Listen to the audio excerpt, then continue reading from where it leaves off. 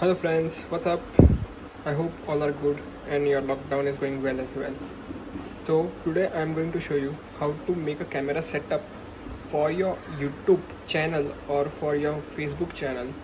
You can record, you can while drawing the things, you can record, you can paste it on your YouTube channel or Facebook channel as well.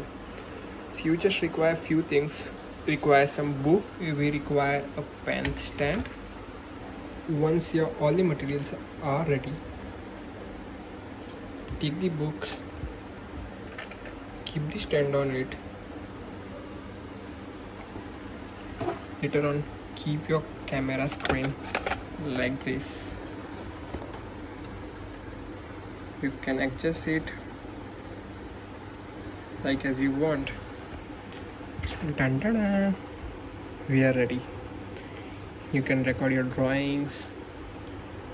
So yes, it will help you with all these things, and main thing is your angle matters.